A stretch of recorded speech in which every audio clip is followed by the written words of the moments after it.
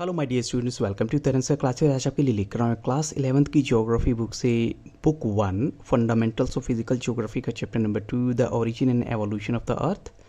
और इस वीडियो में डिस्कस करने वाला हूँ मल्टीपल चॉइस क्वेश्चंस और साथ में आपको नोट्स मिलने वाले हैं। एक्चुअली ये वीडियो मैं आपको पहले दे चुका था, लेकिन कल मेरे पास एक कमेंट आया कि कुछ क्वेश्चंस में डाउट है, जैसे कि मैंने बुक में से क्वेश्चन फ्रेम किए होंगे और इस वीडियो को भी ऑलरेडी मोर देन 1 ईयर हो चुका था।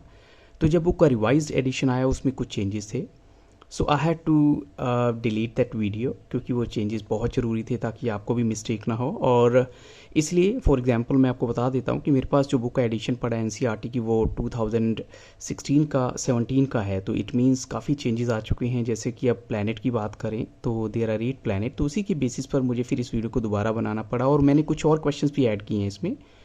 और ये भी कहूँगा कि अभी आप देख सकते हैं जैसे कि एमसीक्यू डिस्कस करने वाला हूँ, तो इसी वीडियो की डिस्क्रिप्शन बॉक्स में आपको कुछ और वीडियोस के लिंक भी मिलेंगे और आप मेरे चैनल की प्लेलिस्ट सेक्शन को भी विजिट कर सकते हैं ताकि आपको उन सभी वीडियोस के लिंक मिल जाए। तो देखते हैं फर्स्ट क्वेश्चन यहाँ पर क्या है। Who revised one of the earlier and popular arguments regarding the origin of the earth earlier given by Immanuel Kant. इसका मतलब क्या है, इमैनुअल कैंट ने पहले एक अपना ओपिनियन दिया होगा अर्थ की ओरिजिन के रिगार्डिंग कि अर्थ की उत्पत्ति कैसे हुई होगी, लेकिन बाद में इसको रिवाइज किया गया।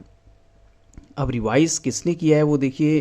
फर्स्ट ऑप्शन आपके सामने है, मैथमेटिशियन हैं लैप्लेस, या साइंटिस्ट लैप्लेस हैं, सर जेम्स जीन्स हैं, या लास्ट ऑप्शन आपके सामने है वो सर हेरोल्ड जेफरी का है। तो यहाँ पर आपको क्या लगता है राइट आंसर होना चाहिए?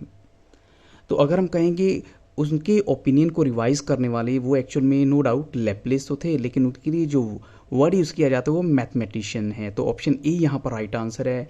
हम उसको बी ऑप्शन नहीं काउंट कर सकते। और उन्होंने ये कब अपना आर्ग्यूमेंट रिवाइज किया था, वो था ईयर 1796 में, और उसको जो नाम दिया गया था वो था नेबुलर हाइपोथेसिस। तो वो क्वेश्चन आगे आएंगे, देखते हैं। आप चलते हैं क्वेश्चन नंबर 2 के लिए। Which one of the followings has the longest duration. अगर हम बात करें इनमें से सबकी, तो सबसे ज़्यादा लॉन्गेस्ट ड्यूरेशन किसका हो सकता है? तो ऑप्शन आपके सामने है इयॉन्स, पीरियड, ईरा या फिर इपॉक। तो यहाँ पर जो राइट आंसर है वो यस ऑफ कोर्स हम कहेंगे ऑप्शन ए है। इयॉन्स को हम कहेंगे सबसे ज़्यादा लंबी ड्यूरेशन है, ऑलमोस्ट 500 बिलियन ईयर्स और मोर। अब चलते हैं क्वेश्चन नंबर 3 के लिए। सबसे पहले लाइफ अर्थ पर कहाँ ओरिजिनेट हुई? तो ऑप्शन आपके सामने है एयर, हिल्स, प्लेन लैंड या फिर वाटर। तो यहाँ पर हम कहेंगे जो सबसे पहले लाइफ की ओरिजिन हुई थी अर्थ पे वो वाटर में हुई थी। ऑप्शन डी यहाँ पर राइट आंसर है। अब चलते हैं क्वेश्चन नंबर 4 के लिए। Name the argument given by mathematician Laplace regarding the origin of the अर्थ। तो आई थिंक सो आपको ये वाला आंसर बिल्कुल क्लियर पता लग जाएगा, क्योंकि ऑलरेडी मैं इसका थोड़ा सा हिंट दे चुका था आपको।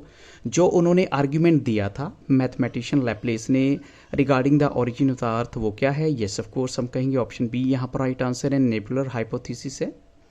तो अब इसके अकॉर्डिंग क्या होता है, जैसे the hypothesis consider that the planets were formed out of a cloud of material associated with the youthful sun which was slowly rotating.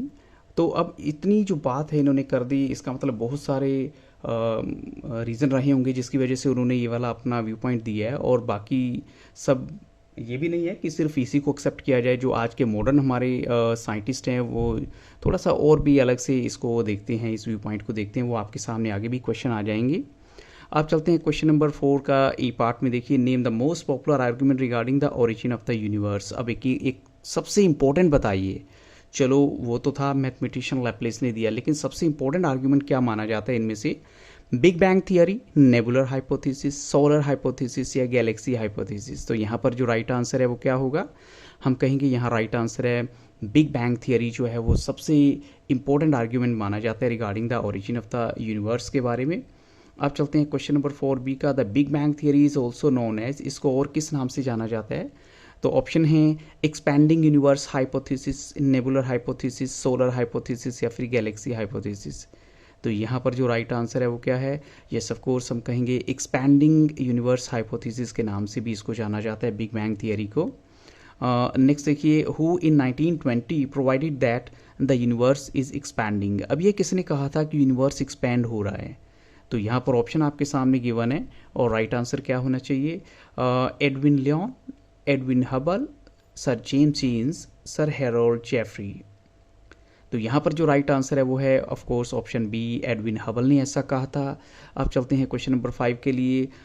Which fact is universally accepted about the event of big Bang. Big bang event के बारे में कौन सा fact बिल्कुल universal level पे accept किया जाता है? तो ऑप्शंस आपके सामने गिवन है, माइनर सा चेंज होगा और यहाँ पर आपको राइट आंसर देना है। तो फर्स्ट ऑप्शन है that the tiny ball exploded violently 13.7 billion years ago, और that the tiny ball exploded violently 12.7 billion years ago, या फिर कहें कि 11.7, यानी आपको सिर्फ यहाँ पर डिफरेंस है बट एग्जैक्ट आपको बताना है आंसर क्या होना चाहिए। तो हम कहेंगे यहाँ पर जो राइट आंसर है वो है that the tiny ball exploded violently in 13.7 billion years एगो। ऑप्शन यहाँ पर ए राइट आंसर है। और ये भी नोट करने वाली बात है कि विद इन फर्स्ट 3 मिनट्स, अब जैसे अगर आपसे ये क्वेश्चन पूछ लिया जाता है कि फर्स्ट एटम कब से फॉर्म होने स्टार्ट हुए, तो within first 3 minutes of big bang event first atom began to form. तो उनकी फर्स्ट एटम की जो है शुरुआत हो गई थी बनने की।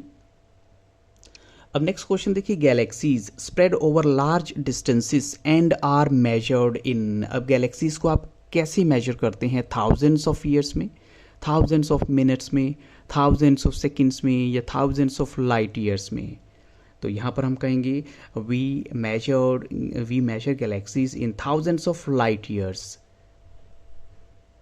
तो यहाँ पर जो है थाउजेंड्स ऑफ लाइट ईयर्स को ही ऑप्शन करेक्ट दिया गया। अब चलते हैं क्वेश्चन नंबर 7 के लिए। A galaxy starts to form by accumulation of hydrogen gas in the form of a very large cloud which is called. उस लार्ज क्लाउड को क्या कहा जाता था? जैसे हाइड्रोजन गैस का एक्यूमुलेशन हुआ और वहीं से इसकी बिगनिंग हुई, तो ये एक बड़े क्लाउड का रूप था। वो क्लाउड क्या था एक्चुअल में? हीलियम का डस्ट क्लाउड था, नेबुला था, या ऑल ऑफ दीज है? तो यहाँ पर राइट आंसर क्या होगा? उस बड़े से क्लाउड को जो नाम दिया गया था वो था नेबुला। ऑप्शन सी यहाँ पर राइट आंसर है। अब चलते हैं, ये भी नोट करने वाली बात है कि light year is a measure of distance and not of time. ये आपको वैसे एडिशनल में आपको बता रहा हूँ। अब चलते हैं क्वेश्चन नंबर 8 के लिए। Light travels at speed of. अब लाइट की स्पीड क्या हो सकती है? तो ऑप्शन आपके सामने गिवन है। तो यहाँ पर 4 ऑप्शन हमारे सामने हैं।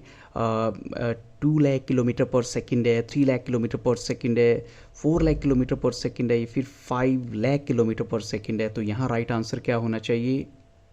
तो यहाँ पर जो राइट आंसर है वो है ऑप्शन बी, 3 लाख किलोमीटर पर सेकंड की स्पीड से लाइट ट्रेवल करती है। अब चलते हैं क्वेश्चन नंबर 9 के लिए। What are planetesimals. अब ये क्या चीज़ है एक्चुअली जो प्लैनेटेसिमल्स हैं? सो प्लैनेटेसिमल्स आपके बारे में बताने हैं। तो ऑप्शन आपके सामने है। A large number of smaller bodies, a small number of larger bodies हो गई, a large number of planets हो गई, या फिर लास्ट ऑप्शन है a small number of dust clouds है। लास्ट ऑप्शन है a small number of dust clouds. तो यहाँ राइट आंसर क्या होना चाहिए? तो यहाँ पर हम कहेंगे जो राइट आंसर है, जो प्लैनेटेसिमल्स हो सकते हैं वो ए large number of smaller bodies है। ऑप्शन ए करेक्ट आंसर है यहाँ पर। क्वेश्चन नंबर 10 देखिए। Our solar system consist of how many planets. हमारे सोलर सिस्टम में कितने प्लैनेट्स हैं? तो राइट आंसर क्या होना चाहिए यहाँ पर? यही मैं क्वेश्चन की आपको बात कर रहा था। राइट आंसर यहाँ ऑप्शन डी है। 8 प्लैनेट्स हैं यहाँ पर हमारे सोलर सिस्टम में। हम जैसे इसमें मेंशन है, our solar system consist of the sun, जो कि स्टार है, 8 प्लैनेट्स हो गए, 63 मून्स हैं, millions of smaller bodies like asteroids and comets हैं, और साथ में huge quantities of dust grains and gases. ये सब कुछ आपको मिलेगा हमारे सोलर सिस्टम में। अब नेक्स्ट क्वेश्चन है, क्वेश्चन नंबर 11 है। The expansion of the universe means increase in space between. अब वो जो इन स्पेस जो इंक्रीज हो रहा है वो किसके बीच में हो रहा है? बिटवीन द यूनिवर्स, गैसेस, या गैलेक्सीज, या फिर लास्ट ऑप्शन आपके सामने है बॉडीज़। तो यहाँ राइट आंसर क्या है? देखिए जो यूनिवर्स का एक्सपेंशन हो रहा है, जैसे ये थियरी भी दी गई है कि येस यूनिवर्स इज एक्सपैंडिंग, तो वो स्पेस जिसके बारे में बात की गई है वो किसके बीच में इंक्रीज हो रहा है? येस ऑफ कोर्स गैलेक्सी यहाँ पर राइट आंसर है। ऑप्शन सी करेक्ट आंसर है। Question 12। The stars are localized lumps of gas within a. जो स्टार्स हैं वो लोकलाइज्ड लम्प्स ऑफ गैस है किसके अंदर? ऑप्शन है नेबुला, गैस, कोर, या फिर हाइड्रोजन। तो यहाँ पर राइट आंसर है यस ऑफ कोर्स नेबुला के अंदर। अब चलते हैं क्वेश्चन नंबर 13 के लिए। There are dash inner planets. अब जैसे हम कहें कि देयर आर आउटर प्लैनेट्स और इनर प्लैनेट्स, तो अब उनका नंबर बताइए कि कितने हैं? 2 हैं, या फिर नेक्स्ट है 4 या 7 या फिर 9। तो यहाँ पर राइट आंसर क्या है? जो इनर प्लैनेट्स हैं वो हैं 4, तो वो कौन कौन से हैं? मरकरी, वीनस, अर्थ और मार्स हो गए। और ये भी बात करनी है कि these first 4 are called terrestrial planning, जिसका मतलब होता है अर्थ लाइक। उसका रीज़न क्या है कि वो ऐसे मटेरियल से बने हैं जो आपको अर्थ पे मिलेगा, यानी रॉक एंड मेटल से, and they have relative high densities also. अब चलते हैं क्वेश्चन नंबर 14 के लिए। How many outer planets are there? Outer planets का नंबर बताइए कितने होंगे। तो यहाँ पर हम कहेंगे अगर इनर भी 4 हैं तो आउटर भी येस ऑफ कोर्स 4 हो गए, क्योंकि टोटल नंबर ऑफ प्लैनेट 8 है। तो ये इनको जोवियन और गैस जायंट प्लैनेट्स भी कहा जाता है। जोवियन का मतलब होता है ज्यूपिटर लाइक। अब जैसे आपको ये क्वेश्चन भी पूछा सकता है कि जोवियन का मतलब बताइए, तो जुपिटर लाइक हो गए। And most of them are much larger than terrestrial planets and have thick atmosphere, mostly of helium and hydrogen.